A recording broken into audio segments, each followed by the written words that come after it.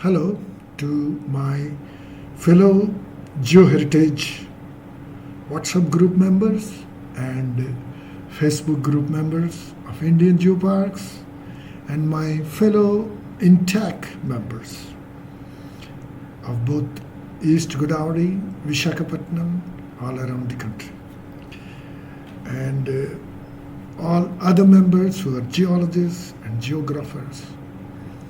So here is a webinar, Geoheritage and INTACH. The very idea of this webinar series, because there will be a few webinars one after the other, is to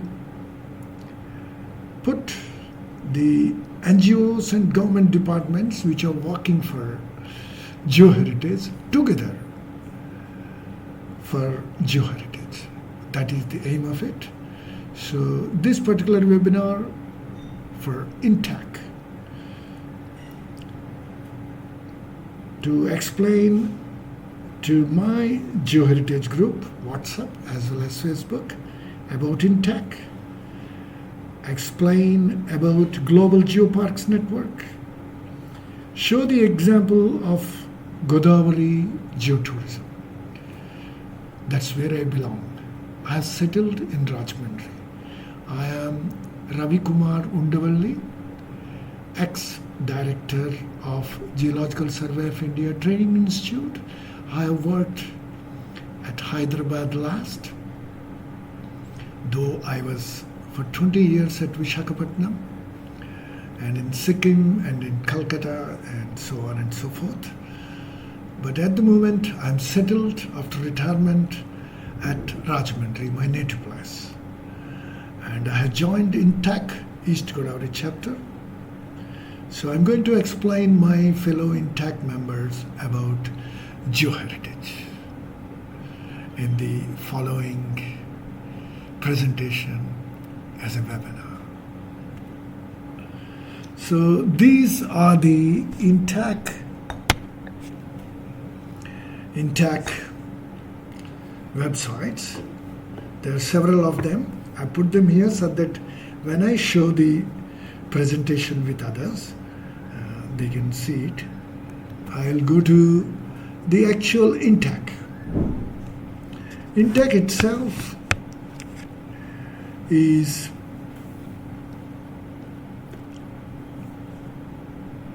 a very well-developed organization all around the country.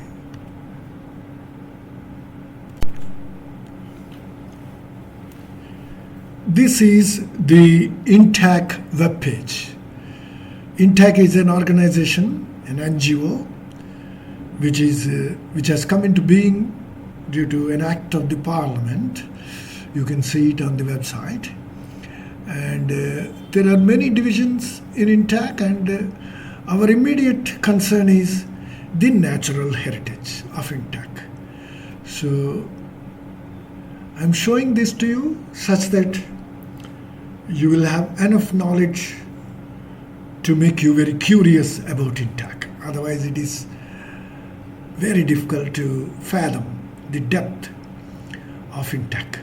So you have conserving landscapes, sustainable agriculture, so many, and let us see the projects.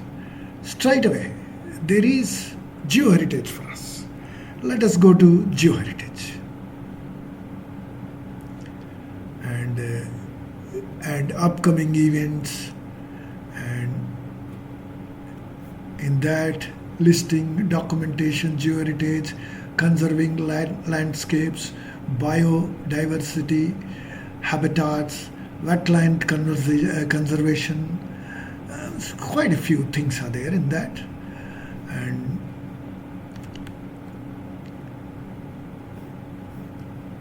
you can choose your topics, and you can see also field activities. There are quite a few field activities that go into that, and in future I expect that we make some field activities along with INTACH.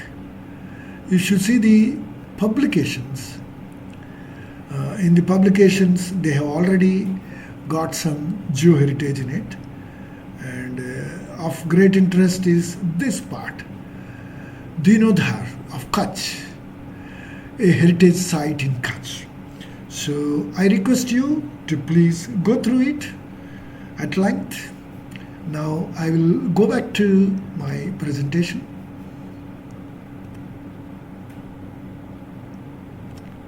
So these are the websites. If I share this presentation with you, you can go through them. You have INTACH local chapters. You can see whether your district, how it is represented and all that. So now I will give you an account of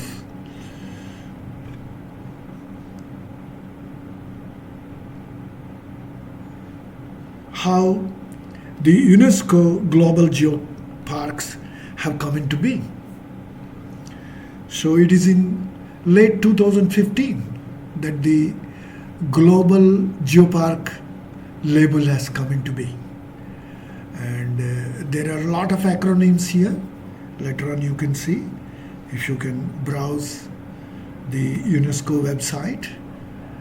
So Global Geoparks, 41 of them in China.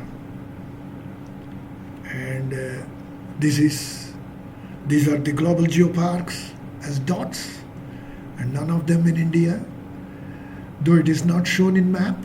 The Sathum Geopark of Thailand is the latest. Even a small country like Thailand has one geopark, and India is not having any. So these are in Europe, these are in the Americas. So this is an account of the various developments in UNESCO. And if you go for the history of actual geoheritage, it was in the 17th century. You had this preserved, a cave in Germany. You can later on see it. Google for Duke Rudolph, August 1668 decree. You can find more about that. And then these are from the United Kingdom.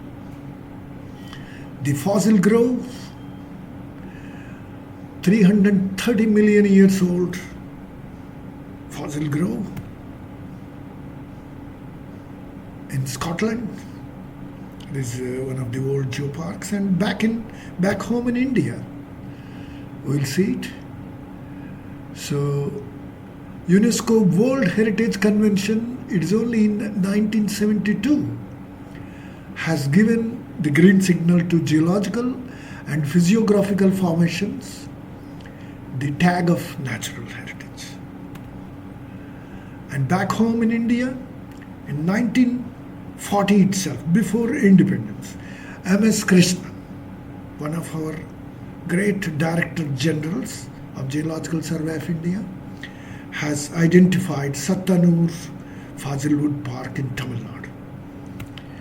And another one in Saketi near Chandigarh in 1974. Saketi Shivalik Fazil Park. And Geoheritage Geoconservation for India, Indian Geoparks, a concept. How to establish Indian geoparks. Conserve geoheritage, impart knowledge on geology to public. A geopark equals geology plus archaeology plus environmental science plus culture. And this is how you can use a smartphone with an app known as EpiCollect, 5 EpiCollect to be precise, to collect data. And this is a lava tube near Pune in the Deccan Traps, in the Deccan Volcanics. You can use a smartphone, collect photographs and data, and then even the tourists can quickly browse through the Wikipedia and know more about the sites. So how we approach it? A top-down approach, and a bottoms-up approach for an Indian geopark. Because unless the UNESCO recognizes your geopark, you cannot call it a geopark. So sometimes you may find the term use geopark easily, but remember, unless UNESCO recognizes it, it cannot be a geopark. So in the bottom-up approach, identify tourist tracks near geoheritage, modify tracks to fit geoheritage, make souvenirs, train local guides. A top-down approach, request sanctions from ministers and higher-ups. Build infrastructure. Whereas in the bottoms-up approach, you have a working geopark before really our higher-ups and ministers can give us funds for infrastructure. So we can have geotourism tracks. Enhance with time as an Indian geopark. In the top-down approach, after the sanctions, you can get it. Now, let us go to the website we have for all the geoheritage sites. Please note the website name, CERG in by Indian Geoparks. That's what it is. And this is the website. You click minus to reduce it. Yes, here they are. You can simply pan it where you want. Enlarge it. Yes. That's how it is. And you have all the layers here. Geoheritage, GSI, Geoheritage latest, and INTACH monogram for all my INTACH friends. INTACH monogram is important. So Geoheritage GSI, let us only keep them and others off. Yes, these are all the geoheritage sites. Let's click on one of them. This is the Corner Basalts, St. Mary's Island near Bangalore. Let's go to something related to INTACH. These are the Erramatti Dibbalu, EMD. They resulted as National Geological Monument after a seminar conducted in May 2013. Collaboration between Andhra University, Professor D.R.S. Reddy and INTACH Visakhapatnam and INTACH itself. It was funded. It was one of the well-attended seminars. So please see this. And you can see, remove the GSIs and go to INTACH monogram. This is from the monogram. Let's see what is there in the INTACH monogram. Mangamari Peta Chondrolite Arc. It is near the beach. A treat to see. And let's see here near Chennai. Buttercup, Mahabalipuram. At leisure, please see this site. You will like it. You can actually see all the sites. Even one in the Andamans from the INTACH monogram, a wonderful site. Natural Coral Arch, Neil Island, Andamans.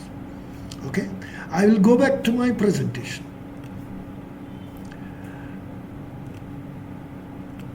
So here we are. So this is how top-down and bottoms-up approach works. But in general, geology, archaeology, environment, and anthropology put together makes an Indian geoparks. And food for thoughts. In the budget 2020, 5 archaeological sites are given budget. So chip in, both INTACH and all our geoheritage groups. Build geotourism tracks around it. Will benefit immensely for Indian geoparks. Budget 2020. You can Google it, you will find it. Now, since May 2021, we had a series of, since 31st May 2020, we had a series of webinars. You can see them on the YouTube. Just Google, on YouTube, search for Indian Geoparks, you will find all of them. Quite a few of them. And the second phase, and you see there are some webinars which are meant for GIS. If you want to collect geoheritage data, or for that matter any heritage data, you can use these two. Capacity building and geoheritage data collection. Please pay attention after this webinar, please see it. And then we had the second phase. In second phase, we have given stress on how to make signages. You can use your smartphone even now on this, pause this YouTube, and then scan these QR codes. You will find them working. And this signage can be kept at near the Museum of Calcutta, which has got a very high footfall for tourists. And there is a pamphlet to be given to the tourists. Yes, it can be folded. So let us now focus on making Indian geotourism with a Godavari Geopark example. It is an Indian geopark. So what we do is geoheritage, archaeological, cultural sites around Rajahmundry, we will list them. The Deccan traps, for geologists it is fossiliferous, 60 million years old fossils. Bomburu refractory clay, Dwarka, Tirumala, China clay mines, and the temple is there. Toba Ash bed, 60,000 years ago, an Indonesian volcanic activity. Guntupalli caves, Pattisima Kondalite Chandakite, Draksharamam temple, Kodinga wildlife sanctuary. Put them on the map and plan your bus trips. And of course, number 1, number 2 are the bus trips. Number 3, a wonderful morning to evening launch trip, which is also a big hit for tourists already. All we have to do is, make the tourists understand geology also.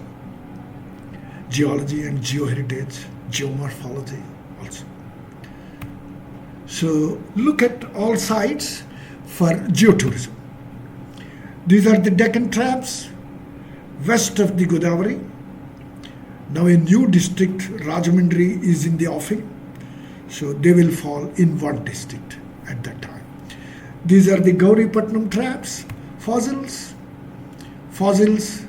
near Rajahmundry, east of Godavari, fossils Turitella and Faisa. 60 million years old.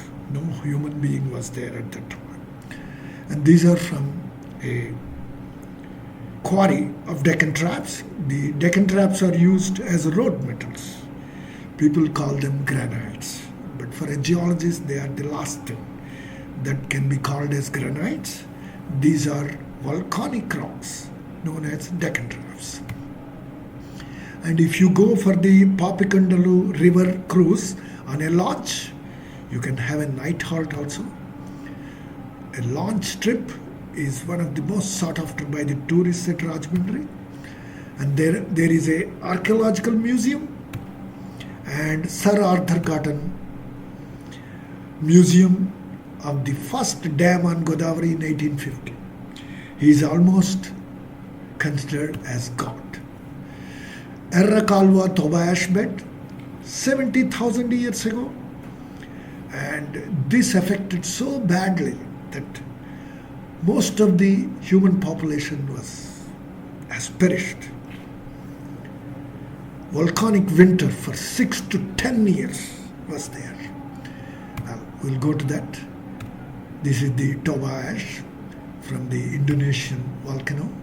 And these are the Rampa Errampalim, East Godavari rock cut caves, and Guntupalli, West Godavari rock cut caves near the Krishna district border. And geology is also there, cross-bedded sandstone of Gondwanas. It shows a river flowing in westerly direction. Godavari flows easterly. So the entire river system at that time was different because there is continental drift. Well, that is another big story. Now, Koringa Wildlife Reserve, this is at the tip of the Godavari Delta.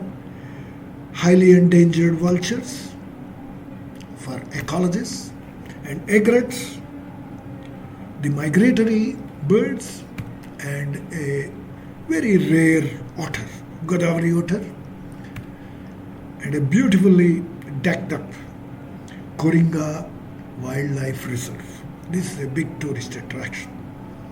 It is under the Forest Department. Then you have cultural tourism, Draksharamam, known as Dakshina Kashi, Dwarka Tirumala. It is also known as Chota Tirupati or Chinna Tirupati. And the Andhra Pradesh Mining Corporation's mines, China clay mines. So mix all ingredients. Timing is paramount for tourists. Tea, coffee, cool drinks, breakfast and lunch. Provision for clean toilet facilities. Very important. Let us plan.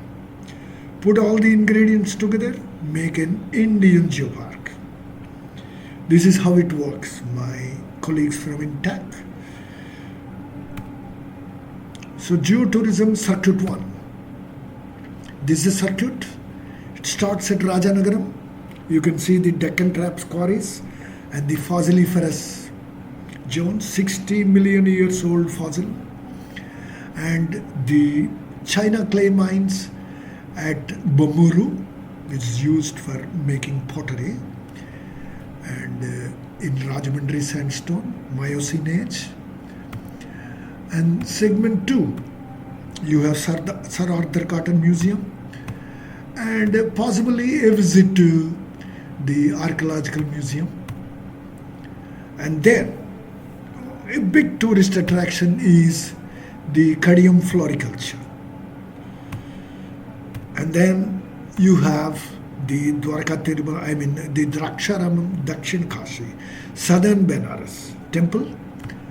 And the segment ends at Koringa Wildlife Sanctuary. This is the timetable. You see, for any geotourism, you require a timetable like this. Make a recce on a bus, at least take 20 odd people, ecologists, geologists, geographers, tourism department people. A good combination is good. This is the timetable for it. And then make a good track. Even now you can scan this QR code and you will find it work. It will come into Google Maps right on your mobile as a track. So if you are in car with your friends or family, use the path to see all the things I explained to you. So you can always pause this video, scan it. So here, this is the second one. Archaeology Museum, Rajahmundry, Gauripatnam Traps, Guntupalli Clays, Dwarka Tirumala, China clay mines, and the temple. So this is the Archaeology Museum and the Gauripatnam quarries, where you have fossiliferous beds exposed. And then you have the Guntupalli rock cut caves. You can see them on the wiki. It is there. All the details are there. It is the 3rd century BC to almost the end of BC, at the beginning of the Christian era. And the river, yes, Gondwanas, they are very, very old. Human beings or even dinosaurs were not there. So after that, you have the China clay mines and the Dwarka Tirumala temple. And these tracks are also there. The total time taken is also given. You can scan the QR code and use it if you want to go by your car with family or friends. Then the third one is the Geotourism Circuit, Pattisima launch trip, Parantalapalli, very famous with good tourist turnout, Eastern Ghat, Kondalite and Charnakite terrain. Again, for Indian geoparks, all the Indian ingredients mixed. This is a launch trip, and these launches, morning to evening, they provide you a good breakfast and lunch, and there is recreation and dance to music on that. I think when we go for the geotourism, maybe we'll have our own launch. So you will have a tour guide explaining all the geotourism for all the tracks I have explained to you. And you can make a night halt too. There are cottages and dancing around campfires. Very famous and popular with tourists. So, wonderful site. So, benefits from Indian geoparks will improve tourism, benefiting local prosperity. Will create employment for geotourist guides and kiosks. Will lead awareness, geoheritage, environment, geoconservation, and responsible tourism. Tourist guides, yes. So with this, Rajamandri, Rajamahendravaram, the Geology Department of Adhikavinanaya University, just about a couple of kilometers from the first site of the Deccan Traps with fossils is there. They'll be very happy to explain to you both East and West Godavari presently. So the airport has flights to Hyderabad, Bengaluru and Chennai. And this is on Chennai-Kolkata train line. Period for geotourism best in November to February. December to January is the best. So with this, Jai Hind, Namaskar, Namaskaram, Vanakkam, thank you very much. Bye.